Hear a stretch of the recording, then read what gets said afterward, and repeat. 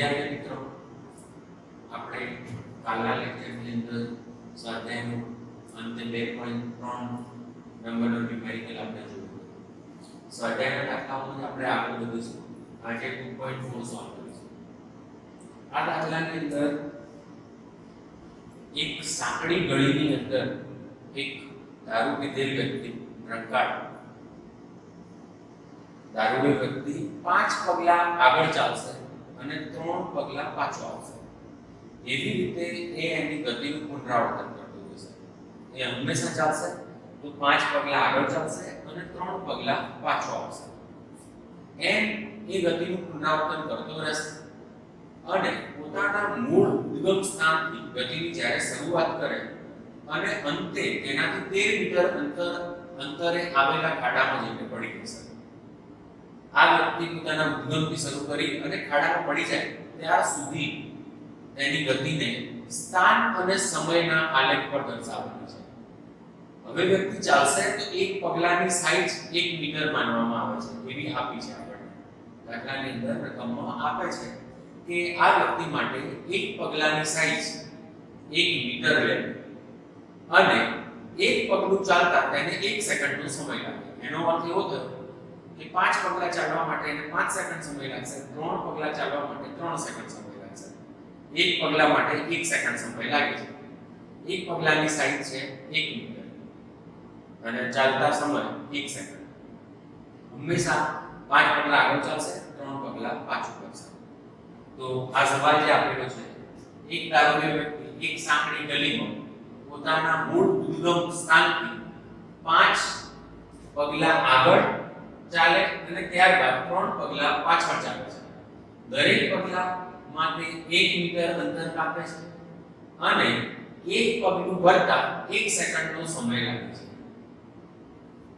આમ દારૂડિયો 5 સ્ટેપ 5 પગલા આગળ અને ફરી 3 સ્ટેપ પાછળ 3 પગલા પાછળ ચાલે છે. આ ગતિનું વારંવાર પુનરાવર્તન કર્યા બાદ અંતે તેના મૂળ સ્થાનથી 13 મીટરના અંતરે આવેલ ખાડામાં પડી જાય છે. તો દારૂડિયા વ્યક્તિની ગતિ માટે સ્થાન વિરુદ્ધ સમયનો આલેખ દોરો અને આ વ્યક્તિ 13 મીટર અંતરે આવેલા ખાડામાં ક્યારે પડશે તે સમય પણ જણાવો. તો દાખલાની જે રકમ આપેલી છે આપણને, એ રકમને આપણે સમજ્યા કે દારૂડિયો વ્યક્તિ 5 સ્ટેપ આગળ ચાલવાનો છે અને ફરી 3 સ્ટેપ પાછો આવવાનો છે, ફરી પાછો 5 આગળ ચાલવાનું છે, ફરી 3 પાછો આવવાનો છે સ્ટેપ. એવી રીતે ચાલતા પોતાના મૂળ ઉદ્ગમ સ્થાનથી 13 મીટર અંતરે આવેલા ખાડામાં પડી જશે. ત્યાર સુધી સમય અને સ્થાન કેવી રીતે બદલાય છે એનો આલેખ દોરવો પડશે. સમય અને સ્થાનનો આલેખ આકૃતિમાં દર્શાવ્યો છે. મેં પોઝિટિવ x એક્સિસ પર સમય લીધેલ છે. સમય હંમેશા પોઝિટિવ x એક્સિસ પર લઈએ છીએ આપણે. સમય 0 થી શરૂ કરી અને સમય આગળ વધતો જ જાય છે. 0 1 2 3 4 5 6 7 8 એવી રીતે સમય સેકન્ડની અંદર નોંધેલો છે અને 40 સેકન્ડ સુધી ગ્રાફ પર દર્શાવેલો છે. તો x અક્ષ પર સમય દર્શાવેલો છે સેકન્ડમાં અને y અક્ષ પર 1 metre 2 metre 3 metre 4 metre 5 metre 6 metre 7 metre 8 metre 9 metre 10 metre 11 metre 12 metre 13 metre એવી રીતે સ્થાન દર્શાવેલું છે. x અક્ષ પર સમય દર્શાવેલો છે, y અક્ષ પર સ્થાન દર્શાવેલું છે, મીટરમાં દર્શાવેલું છે સ્થાન. તો આવી રીતે આલેખની અંદર આપણે સ્કેલ લીધેલ છે. હવે ગતિની શરૂઆત કરીએ. ગતિની શરૂઆતમાં એ ઉદ્ગમ સ્થાન પર છે એટલે કે સ્થાન એનું 0 છે. તે સમય પણ 0 છે. હવે ઘડિયાળ જેમ સ્ટાર્ટ થશે 5 સેકન્ડની અંદર એ 5 સ્ટેપ ચાલવાનું છે અને 5 સ્ટેપ આગળ ચાલવાનું છે પહેલા. તો એ 5 સ્ટેપ આગળ ચાલ્યો, 5 સ્ટેપ એટલે 5 મીટર અંતર ચાલ્યો અને કેટલો ટાઈમ લાગે 5 સ્ટેપ ચાલતા? 5 સેકન્ડ. તો જો 5 સેકન્ડનો સમય લાગ્યો અને 5 મીટર અંતર કાપ્યું. તો મેં x અક્ષ પર સમય દર્શાવેલો છે એટલે 5, y અક્ષ પર સ્થાન દર્શાવેલું છે 5 મીટર. તો આ સમય દર્શાવે છે અને આ સ્થાન દર્શાવે છે. આ સમય દર્શાવે છે અને આ સ્થાન દર્શાવે છે. 5, 5 એટલે 5 સ્ટેપ એ ચાલ્યો એટલે 5 મીટર ચાલ્યો અને કેટલા ટાઈમ લાગ્યો 5 સ્ટેપ ચાલતા તો કે 5 સેકન્ડ ટાઈમ લાગ્યો તો 5 મિનિટ એનો પોઈન્ટ મૂક્યો છે ગ્રાફની અંદર. ફરી પાછો 3 ડગલા પાછળ ચાલવાનો છે 3 પગલા પાછળ ચાલવાનું છે 3 સ્ટેપ પાછળ થશે એટલે મૂળ 5 મીટર અંતરે આ વ્યક્તિ ગતો રહ્યો છે. હવે 5માંથી 3 પગલા એ પાછો આવવાનો છે 5માંથી એ 3 પગલા પાછો આવવાનો છે તો જો 5માંથી 3 બાદ કર્યું એટલે 2 મીટર અંતરે આવી જશે ઉદ્ગમ સ્થાનથી.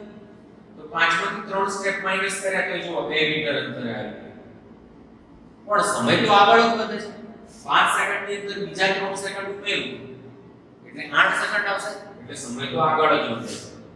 5મો 3 સ્ટેપ બીજા ચાલ્યો એટલે 3 સેકન્ડ બીજું ઉમેર્યું તો 5 પછી શું આવશે 5મો 3 ઉમેરીશ તો 8 તો સમય થઈ ગયો 8 સેકન્ડ પાછું આવી ગયું 2 મીટર અંતર તો 8,2 ને દર્શાવ્યું છે 8 સેકન્ડ છે અને 2 મીટર અંતર છે એવું દર્શાવે છે. કારણ કે 5 સ્ટેપ આગળ ચાલવાનું છે વ્યક્તિ અને 3 સ્ટેપ પાછો આવવાનો છે તો આ વ્યક્તિ પાછો આવ્યો તો 2 મીટર અંતર પર આવી ગયો પણ સમય તો આગળ જ વધે છે એટલે 5 ની અંદર હું 3 સેકન્ડ ઉમેરીશ તો એ 8 સેકન્ડ થઈ જશે. તો મેં ગ્રાફ પર બિંદુ દર્શાવ્યું છે 8 નો.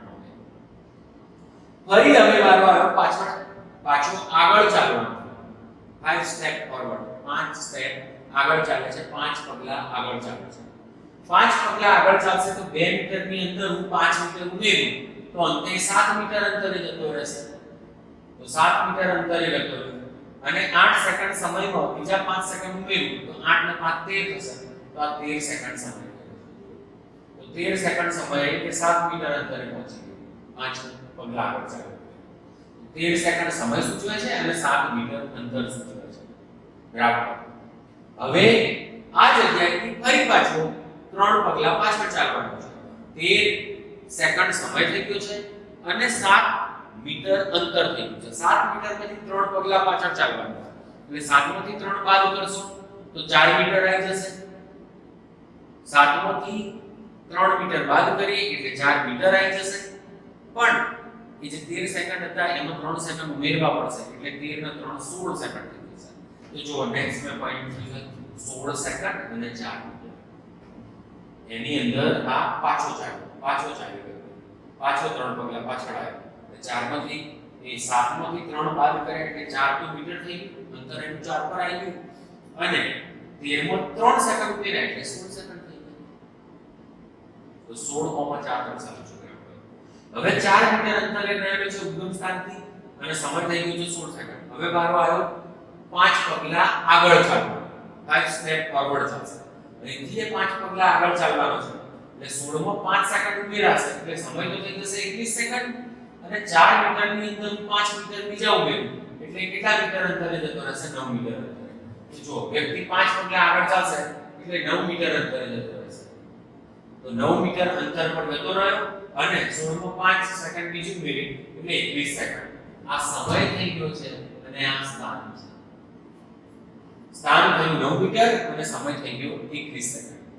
હવે વારો આવ્યો એનો પાછળ ચાલવાનો તો 21 સેકન્ડનો સમય થયો છે અને 3 પગલા પાછળ ચાલશે એટલે 3 સેકન્ડ સુધી ચાલશે 21 માં બીજા 3 સેકન્ડ ઉમેરી તો 24 સેકન્ડનો સમય મળશે અને 9 મીટર અંતરે તો છે એમાંથી 3 મીટર પાછળ ચાલશે એટલે 9 માંથી 3 જશે તો 6 મીટર અંતરે જશે.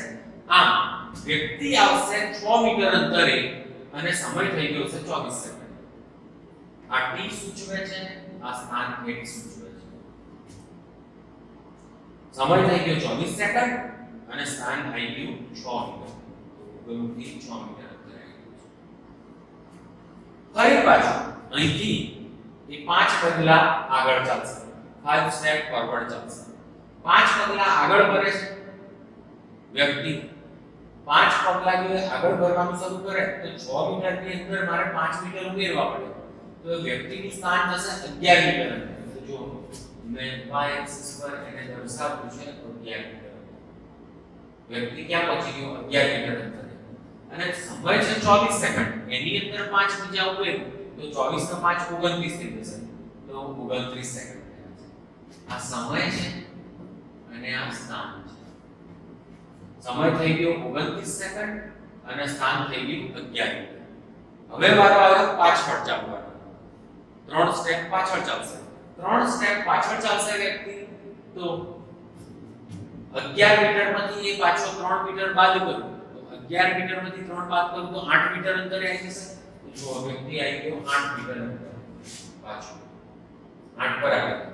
પણ 29 ની અંદર 3 સેકન્ડ 3 ડગલા ચાલવા માટે 3 પગલા ચાલવા માટે એને 3 સેકન્ડની જરૂર પડશે. તો 29 માં 3 સેકન્ડ ઉમેરીશું તો 29 ને 3 32 સેકન્ડ થઈ જશે. તો સમય થશે 32 સેકન્ડ. 32 સેકન્ડ સમય છે અને 11 મીટરે હતો 3 મીટર પાછો આવ્યો એટલે 8 મીટર અંતર થઈ ગયું. હવે મારો આવ્યો 5 પગલા આગળ ચાલવાનો. 5 પગલા આગળ વધશે તો હવે 5 મીટર આગળ અંતર કાપશે. 8 પર તો છે 8 ને 5 એટલે 13 મીટર થઈ જશે અને 13 મીટર અંતરે જ ખાડો રહેલો એ વ્યક્તિ એક્ઝેક્ટ ખાડામાં નહીં પડી જશે. તો 8 મીટરમાં 5 ઉમેરતા 13 મીટર અંતર બની જશે. 13 મીટરે રહેલો ખાડો છે એ ખાડાની અંદર પડી જશે. અને કેટલો સમય લાગ્યો છે તો 32 સેકન્ડ તો ઓલરેડી હતા. 5 સ્ટેપ ચાલવા માટે 5 સેકન્ડ લાગશે તો 32 ને 5 સેકન્ડ ઉમેરશો 32 માં 5 તો 32 + 5 37 થશે. તો 37 સેકન્ડનો સમય થશે. તો આ ખાડા સુધી પહોંચતા વ્યક્તિને કેટલો ટાઈમ લાગ્યો? જ્યારે જર્નીની શરૂઆત કરી તો 0 અને 5 ડગલા આગળ 3 ડગલા પાછળ 5 ડગલા આગળ 3 ડગલા પાછળ 5 ડગલા આગળ 3 ડગલા પાછળ અને 5 ડગલા આગળ એમ કરી વ્યક્તિ 37 સેકન્ડના અંતે ખાડામાં પડી જશે. તો આપણને પોઝિશન અને ટાઈમનો ગ્રાફ સ્થાન વિરુદ્ધ સમયનો આલેખ દોરવાનો કહ્યો. તો મેં સ્થાન અને સમય દર્શાવ્યા છે ગ્રાફ પર. અને એક સવાલ એ પણ પૂછ્યો છે કે આ દારૂડિયો વ્યક્તિ શૂન્યથી જો શરૂઆત કરે તો કેટલા સમય ખાડામાં પડી જશે?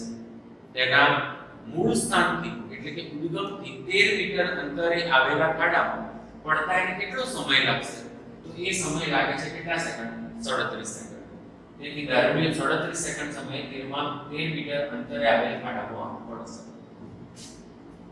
સરળતાથી સમજાયો છે. સ્થાન વિરુદ્ધ સમયનો આલેખ છે.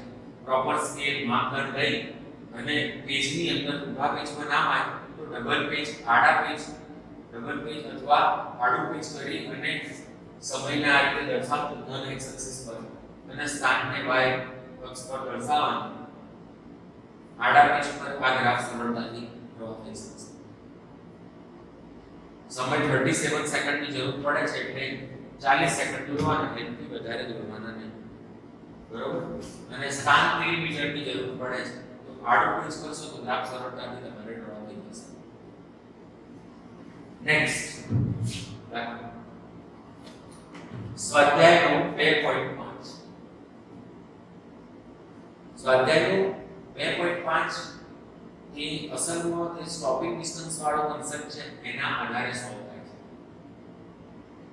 આ દાખલાની અંદર એવું કહેવામાં આવે છે કે એક એક્સપ્રેસ વે છે, સડક છે, દ્રુતગતિ માર્ગ છે, એની અંદર એક કાર ચાલે છે અને કાર ચાલે છે તો એની ઝડપ આપેલ છે 126 કિલોમીટર પ્રતિ કલાક.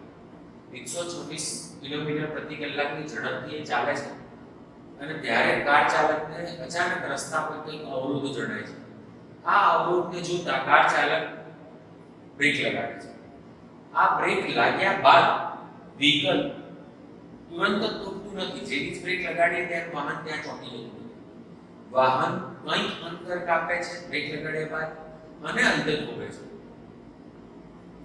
તો જ્યારે વાહન ચાલતું હોય છે ત્યારે તેની પ્રારંભિક ઝડપ આપણને આપે છે 126 કિલોમીટર પ્રતિ કલાક અને બ્રેક લગાડ્યા બાદ તે 200 મીટર અંતર કાપી અને પછી થોભે છે. એટલે બ્રેકિંગ ડિસ્ટન્સ પણ આપણને આપે છે. ડિસ્ટન્સ 200 મીટર અંતર કાપી અને વાહન થોભે છે એવું કહે છે. તો આ કાર માટે બે વસ્તુ ગણવાની કહે છે. તો કારની આ ગતિ માટે ઉત્પન્ન થતો પ્રતિપ્રવેગ, બ્રેક લગાડીએ એટલે વેગમાં સમય સાથે ઘટાડો થાય છે એટલે કેટલો પ્રતિપ્રવેગ હશે એ પૂછે છે. એટલે કે પ્રવેગ શોધવાનું કહે છે.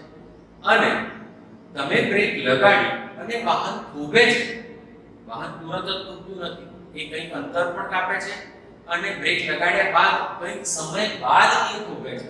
તો આ કેટલા સમય બાદ થોભે છે એ પણ શોધવાનું છે. તો એક રાત માર્ગ પર એક કાર 126 કિલોમીટર પ્રતિ કલાકની ઝડપે ગતિ કરી રહી છે. આ કાર ચાલક રસ્તામાં અવરોધ જોઈ કારને બ્રેક લગાડે છે. બ્રેક લગાડ્યા બાદ આ કાર 200 મીટર અંતર કાપ્યા બાદ થોભે છે. તો આ કાર માટે પ્રતિપ્રવેગ શોધો અને બ્રેક લગાડ્યા બાદ કેટલા સમય પછી આ કાર થોભે છે તે સમય પણ શોધો. બરોબર? કારનો પ્રારંભિક વેગ આપણને કેટલો આપેલો છે? 126 કિલોમીટર પ્રતિ કલાક. હવે પ્રારંભિક વેગ કિલોમીટર પ્રતિ કલાકમાં આપેલો છે, આપણે એને મીટર પર સેકન્ડમાં શોધવું પડશે. 1 કિલોમીટરની અંદર 1000 મીટર રહેલા છે, એટલે કે 10 ની 3 લાખ મીટર રહેલા છે. અને 1 કલાકના સમયમાં 60 મિનિટ હોય, એટલે દરેક મિનિટમાં 60 સેકન્ડ હોય. એનો અર્થ એવો થયો કે 1 કલાકની અંદર 3600 સેકન્ડ સમય રહેલો છે. તો કિલોમીટર પ્રતિ કલાક એ ઝડપને આપણે મીટર પર સેકન્ડમાં ફેરવવા માંગીએ છીએ. તો કિલોમીટરના મીટર મૂક્યા 1000 અને કલાકના સેકન્ડ મૂક્યા 3600. હવે આ બે ઝીરો કેન્સલ થશે. તો વધશે 10/36. 126 છે ગુણ્યા 10/36. 5 નું 10 થાય અને 18 નું 36 થાય. તો મેં અત્યારે હાલ પૂછું તો 126 ગુણ્યા 10/36 then next step પર 5 નું 10 થશે અને 18 નું 36 થશે. તો બેને કેન્સલ કરશો તો 5/18 થશે. તો કોઈ વાર તમે સીધું પણ 5/18 મલ્ટીપ્લાય કરી નાખો આપેલ આંકડાને કિલોમીટર પ્રતિ કલાક, તો સીધું જ કન્વર્ઝન થઈ જશે મીટર પર સેકન્ડ. અને આપણે મૂકીને ગણીએ તો પણ 5/18 આવે છે. તો 124 કિલોમીટર પ્રતિ કલાક મીટર પર સેકન્ડ પર ફેરવવું છે એટલે 5/18 ગણવું પડશે.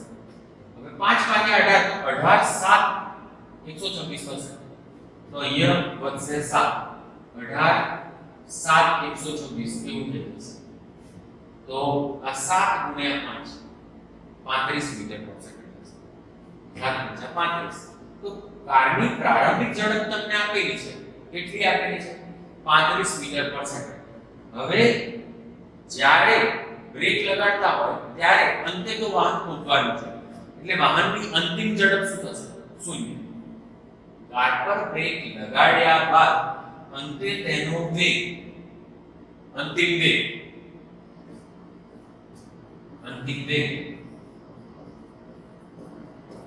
v બરાબર 0 મળશે.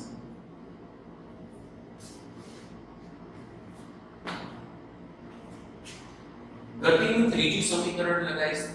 ગતિના ત્રીજા સમીકરણ પરથી ગતિનું ત્રીજું સમીકરણ છે v² v02 બરાબર 2as. બરાબર? જ્યાં v અંતિમ વેગ છે, અંતિમ વેગ આપણે કાર થોભે છે એટલે 0 છે, તો 0 નો વર્ગ માઈનસ પ્રારંભિક વેગ 35 આપેલો છે, 35 મીટર પર સેકન્ડ આપણે શોધ્યો તો, કિલોમીટર પ્રતિ કલાકમાંથી મીટર પર સેકન્ડમાં ફેરવ્યો તો, એટલે 35 મીટર પર સેકન્ડ છે પ્રારંભિક. 35 નો વર્ગ v0 નો વર્ગ 2 a પ્રવેગ s કેટલું અંતર કાપ્યા બાદ વાહન થોભતું હતું? તો કે 200 મીટર અંતર કાપ્યા બાદ વાહન થોભે છે એવું આપણને સવાલમાં આપે છે. તો 2 ગુણ્યા 200 400 થશે, 400 ગુણ્યા 1 90 થશે. અહીંયા 0 નો વર્ગ 0, 35 નો વર્ગ 1225 થશે, 1225. આગળ માઈનસ ની નિશાની છે. 2 ગુણ્યા 200 એટલે 400 થઈ ગયું. હવે a ને કરતા કરું તો આ માઈનસ 1225 છે ભાગ્યા 400 થશે, માઈનસ 1225 ભાગ્યા 400. તો સોલ્વ કરીશું તો આપણને પ્રવેગનો જવાબ માઈનસ 3.0625 મીટર પર સેકન્ડ સ્ક્વેર મળશે. હવે આ પ્રવેગ પ્રતિપ્રવેગ છે એટલે ઋણ આવે છે. આ પ્રતિપ્રવેગ છે.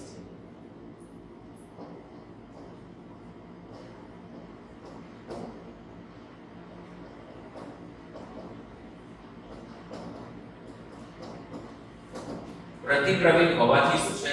ઋણ છે. આ પ્રવેગ ઋણ મળે છે એનો અર્થ એવો થયો સમય સાથે વેગ ઘટે છે બ્રેક લગાડ્યો એટલે પ્રવેગ કેવો બને? ઋણ બને. પ્રવેગ સદિશ કોટિક રાશિ છે. હવે આપણને એ પણ પૂછે છે કે આ કાર જ્યારે આપણે બ્રેક લગાડી તો તુરંત જ નહીં થોભે, થોભવા માટે કેટલો સમય લીધો? તો આપણે કેટલો સમય બાદ એ કાર ખૂટશે એ સમય પણ શોધવો છે. સમય શોધવા માટે આપણે ગતિનું કયું સમીકરણ લગાવીએ તો એની અંદર સમય પણ મળી જાય આપણને. તો ગતિનું પ્રથમ સમીકરણ જોઈએ તો v બરાબર v0 પ્લસ at છે. એવું ગતિનું પ્રથમ સમીકરણ છે. v જે અંતિમ વેગ છે, અંતિમ વેગ કાર રોકવાની છે એટલે શૂન્ય થશે. v0 પ્રારંભિક વેગ, કારનો પ્રારંભિક વેગ આપણને આપેલો હતો 124 કિલોમીટર પ્રતિ કલાક. હવે આપણે આ 124 કિલોમીટર પ્રતિ કલાકને ઓલરેડી મીટર પર સેકન્ડમાં ફેરવી ચૂક્યા છે અને એની વેલ્યુ આવી હતી 35 મીટર પર સેકન્ડ. તો આપણી પાસે પ્રારંભિક વેગ v0 પણ છે જે 35 મીટર પર સેકન્ડ છે. અને આપણે પ્રતિપ્રવેગ પણ શોધી ચૂક્યા છે. આપણો પ્રતિપ્રવેગ છે -3.0625 મીટર પર સેકન્ડ સ્ક્વેર. તો આપણને પ્રતિપ્રવેગ પણ મળી ચૂક્યો છે. તો હવે એક જ પેરામીટર રહ્યો અનનોન સમય t. તો t મેળવી શકાય. માટે આપણે ગતિનું પ્રથમ સમીકરણ લગાડી શકીશું. ગતિનું પ્રથમ સમીકરણ v બરાબર v0 પ્લસ at. v અંતિમ વેગ, v0 પ્રારંભિક વેગ વત્તા પ્રતિપ્રવેગ જે છે -3.0625 into t. સમય મળી જશે. શૂન્ય છે 35 ના બાજુ લાવીશું તો -35. અહીંયા ઓલરેડી માઈનસ છે પ્રતિપ્રવેગ. -3.0625 into t. Minus minus cancel થઈ જશે. 35 ની નીચે આવશે આ 3.0625. તો સમય t કરતા થઈ જશે 3.0625. આ 35 ની નીચે આવશે. 35 ની નીચે આવશે. 35 ભાગ્યા 3.0625 that gives 11.43 સેકન્ડ. એ આપણને આપશે 11.43 સેકન્ડ. 35 ની નીચે જશે આ ટાઈમ. આ 3.0625 એટલે ટાઈમ કરતા થઈ જશે. 35 ભાગ્યા 3.0625 બરાબર 11.43 સેકન્ડ. તો આપણને બ્રેક લગાડ્યા બાદ વાહન કેટલા સમય બાદ પહોંચશે એ સમય પણ મળી જશે. 11.43 સેકન્ડ સમય બાદ પહોંચશે. આ ગતિના સમીકરણોની મદદથી આપણે પ્રવેગ શોધી શકીએ, સમય શોધી શકીએ. બ્રેક લગાડે છે એટલે અંતિમ વેગ શૂન્ય થશે. આમાં પ્રારંભિક વેગ ક્યારે શૂન્ય નહીં થાય. બ્રેકિંગ વાળા કન્સેપ્ટની અંદર પ્રારંભિક વેગ કંઈક હશે જ જે આપણને આપેલું છે.